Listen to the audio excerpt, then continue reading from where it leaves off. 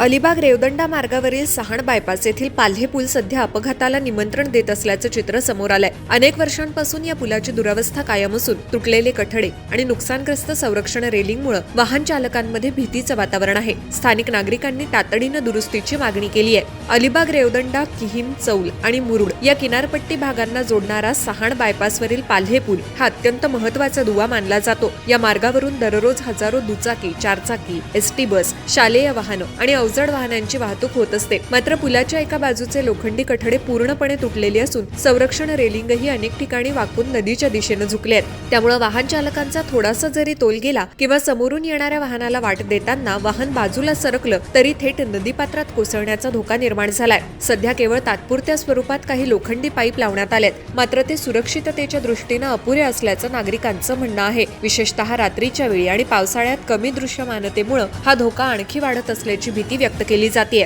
स्थानिक नागरिकांनी यापूर्वीही सार्वजनिक बांधकाम विभागाकडे दुरुस्तीची मागणी केली होती, मात्र अद्याप कायमस्वरूपी उपाययोजना करण्यात आलेली नसल्यानं प्रशासनाच्या भूमिकेवर प्रश्नचिन्ह उपस्थित होत आहे। अलिबाग रेवदंडा हा पर्यटन आणि स्थानिक वाहतुकीसाठी अत्यंत महत्त्वाचा मार्ग आहे, मात्र पाल्हे पुलाची ही दुरावस्था पाहता नागरिकांच्या सुरक्षिततेचा प्रश्न ऐरणीवर आलाय।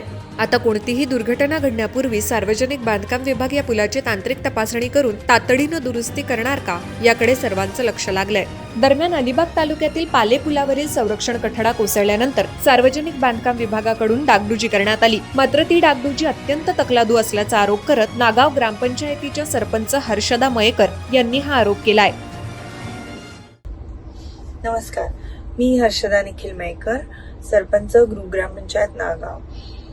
माझी प्रशासनाला एवढीच विनंती आहे किंवा मला त्यांना एक प्रश्न विचारायचा आहे की आज पाल्हे पुलाची जी संरक्षण भिंत होती ती कोसळली। मागील 2 वर्षापासून आम्ही सांगतोय की आम्ही वारंवार पत्रव्यवहार केलेला आहे, पंचायतीमार्फत प्रत्यक्ष भेटून स्थळ पाहणी करून सगळं करून झालंय, तरी पण तिथे कुठलीही दखल घेतली गेलेली नाही। मागच्या 6 महिन्यापासून तिथे काहीतरी काम सुरू आहे डागडुजीच्या नावाखाली, परंतु एवढं 6 महिने काम करून पण आज पुन्हा जी संरक्षण कठडा आहे तो कोसळलाच।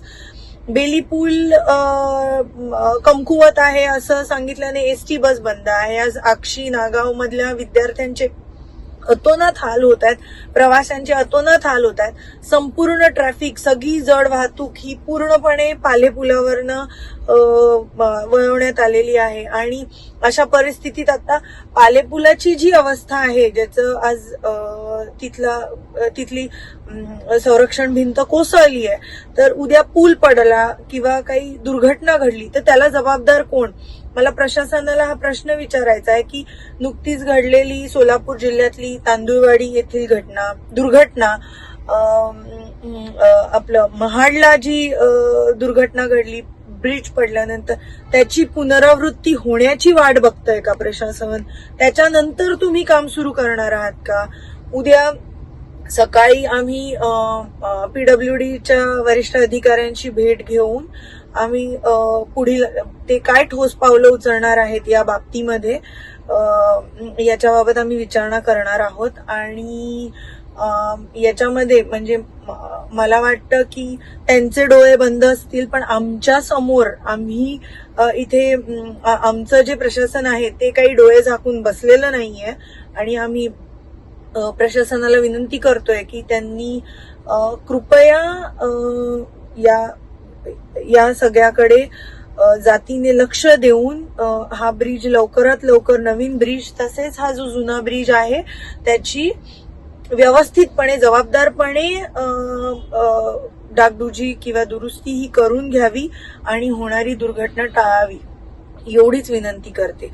आणि तिथून प्रवास करणाऱ्या सर्व प्रवाशांना आवाहन करते की काळजी घ्या। पाऊस पडत असताना, अंधाराच्या इथनं जात असताना कृपया बघा आणि नंतर पुढे पाऊल टाका। तर बस अपेक्षा आहे की गव्हर्नमेंट या सगळ्याला किंवा प्रशासन या सगळ्याला खूप सिरियस घेईल आणि लवकरात लवकर नवीन पुलाचं काम सुरू होईल अशी अपेक्षा आहे। यूट्यूबवर सुद्धा रायगड टाइम्स सर्च करा आणि पहा रायगडच्या कानाकोपऱ्यातील प्रत्येक बित्तम बातमी। आणि हो, लगेचच सबस्क्राईब बटनवर क्लिक करायला विसरू नका. रायगड टाइम्स, आपलं चॅनल, आपला आवाज.